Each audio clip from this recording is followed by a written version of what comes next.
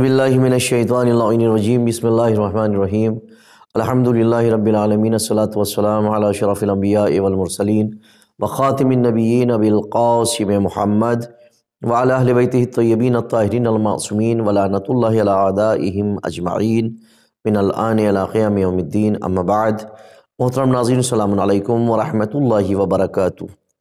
ایک بار پھر آپ حضرات کی خدمت بابرکت میں حقوق اولاد اور ارشادات معصومین علیہم السلام کے عنوان سے آج ایک نیا موضوع وہ ہے حرام غذا سے پرہیز کرنا، یہ لے کر حاضر ہوا ہوں۔ یہ الحمدللہ آج ہماری 51 نمبر کے ایپیسوڈ ہے، یعنی 50 ایپیسوڈز ہم کمپلیٹ کر چکے ہیں، اور ہو سکتا ہے کہ آج ہمارا آخری ویڈیو ہو، چونکہ اب دیگر مصروفیات ہیں۔ ماہ شعبان المعظم میں امام زمانہ کا ذکر کرنا ہے، اس کی ویڈیوز شروع کریں گے، اور اس کے بعد رمضان المبارک کی آمادگی ہو جائے گی، تو اس کی ویڈیوز تو انشاءاللہ رمضان کے بعد پھر ہم اس کو کنٹینیو کریں گے۔ لیکن خدا کا ہم شکر ادا کرتے ہیں کہ اس نے ہمیں توفیق عطا کی کہ ہم اس کے 51 ایپیسوڈز بنا چکے اور آپ کے سامنے پیش کر چکے ہیں۔ بہرحال بلا شک و شبہ دوسرے مواقع میں سے جو اولاد سے فساد اور انحراف کی جڑوں کو ختم کرنے میں بنیادی کردار ادا کرتا ہے وہ ہے حرام غذا سے پرہیز۔ یعنی اگر ہم چاہتے ہیں کہ ہماری اولاد فساد و انحراف سے محفوظ رہ جائے تو ہم حرام غذا سے پرہیز کریں، یہ ایک بہت اہم ہے۔ بچوں کو مال حرام کھانے سے روکنا، اس سلسلے میں جن دو نکات اور روایات بیان کرنا چاہتا ہوں میں، جن دو نکات اور روایات کو آپ کے سامنے لے کر کے حاضر ہوا ہوں، ہم ان کی طرف اشارہ کرتے ہیں۔ دو بہت ہی اہم ہیں۔ ایک ہے کبھی اصل چیز ہی کھانا حرام ہے، دوسری چیز ہے کھانا تو حرام نہیں ہے لیکن وہ خود حرام ہو جاتی ہے۔ مثلا کبھی اصل چیز ہی کھانا حرام ہو گئی، اس لحاظ سے جس چیز کو بچے کو کھلانا حرام ہے، مثلا خود وہ اشیاء وہ چیز ہی حرام ہے اور ہم اس بچے کو کھلائیں تو حرام ہے۔ مثلا شراب حرام ہے، بچے کو ہم پلائیں حرام ہے۔ اور جلان بیان کرتا ہے کہ میں نے امام جعفر صادق علیہ السلام سے عرض کیا، جب بچہ دنیا میں آئے یعنی نومولود تو کیا اسے شراب پلا سکتے ہیں؟ امام علیہ السلام نے فرمایا نہیں، ایسا کام نہ کرو۔ جو شخص کسی نومولود کو مست کر دینے والی چیز پلائے گا تو خدا اسے جہنم کا کھولتا ہوا پانی پلائے گا، اگرچہ عفو و بخشش کا مستحق بھی ہوگا۔ یہ وسائل الشیعہ کی روایت ہے۔ یہ اب دوسری چیز ہے، کبھی وہ چیز خود حرام نہیں ہوتی ہے لیکن بہت سی دلیلوں سے اس کا کھانا حرام ہو جاتا ہے۔ اب وہ کیا چیز ہے؟ مثلا کوئی شخص کسی کی یہاں مہمانی میں مدعو ہو اور دوسرا مدعو نہ ہو، اور اس کے باوجود وہ اپنے بچے کو بھی میزبان کی اجازت کے بغیر لے جائے، اپنے ساتھ لے جائے اسے، اس مقام پر چونکہ میزبان نے اس کے لڑکے کے لیے پذیرائی یعنی دعوت کا سامان مہیا نہیں کیا تھا اور اس کے لازمی مقدمات فراہم نہیں کیے تھے، چونکہ اس کے ذہن میں نہیں تھا کہ آپ اپنے بیٹے کو لائیں گے ساتھ میں، تو ہو سکتا ہے کہ اس کی اذیت اور دوسروں کے سامنے آبرو ریزی کا سبب بن جائے۔ ہو سکتا ہے، پاسبل ہے ایسا۔ مثلا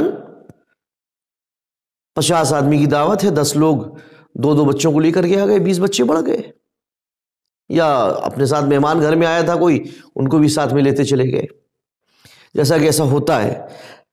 تو اس لحاظ سے یہ کام جائز نہیں ہے، کیونکہ اس میں خدا اور بندگان خدا کی ناراضگی پوشیدہ ہے۔ جیسا کہ عموماً ہوتا ہے، دعوت آئی، کسی کے یہاں دعوت ہے، مہمان اتفاق سے گھر میں آ گئے، چلیے آپ بھی چلیے صاحب دعوت میں، آپ بھی چلیے، آپ بھی چلیے، یا صرف والد صاحب کی دعوت ہے، انہوں نے 2-4 بچوں کو اپنے پکڑا جو بھی ہیں، آپ بھی چلیے دعوت میں۔ تکلف میں نہیں کہہ سکتا، میزبان نہیں کہتا ہے،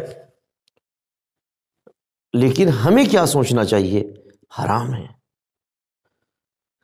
روایت ہے، سکونی نے امام جعفر صادق علیہ السلام سے روایت کی ہے. امام علیہ السلام نے فرمایا جب تم میں سے کوئی شخص تنہا کہیں کھانے کی دعوت میں مدعو ہو تو کبھی بھی اپنے ساتھ اپنے لڑکے کو نہ لے جائے، اور اگر کسی نے ایسا کیا تو اس نے حرام کھایا، یعنی اس نے حرام کھایا بھی اور حالت گناہ میں میزبان کے گھر میں داخل بھی ہوا. اللہ اکبر. نہیں، کھانا ہی چھوڑیے، حرام کھایا بھی اور گناہ کی حالت میں میزبان کے گھر میں داخل ہوا. وہ یہ بھی وسائل الشیعہ اور مکارم الاخلاق کی یہ روایت ہے. اب آپ سوچ لیجئے ذرا عزیزان محترم، غور کریے کہ کتنا اہم ہے. ہم لوگ اس کو بالکل بھی نظر انداز کیے ہیں، اس عمل کو سوچتے ہمارے لیے جائز ہے، ہم نے بٹھایا چلتے بنے. غور کرنے کی ضرورت. یہ حرام ہے، در حقیقت وہ کھانا حرام نہیں ہے، نجس نہیں ہے، لیکن ہم نے اس کو حرام بنا دیا. حرام غذا کا دین فروشی سے رابطہ، یہ بھی آپ ذرا غور کریے.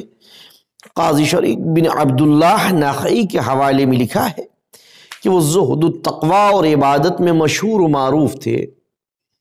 ایک روز مہدی عباسی خلیفہ نے ان کی دعوت کی اور ان سے استدعا کی کہ 3 باتوں میں سے ایک بات تو قبول کر لیں. کیا ہے؟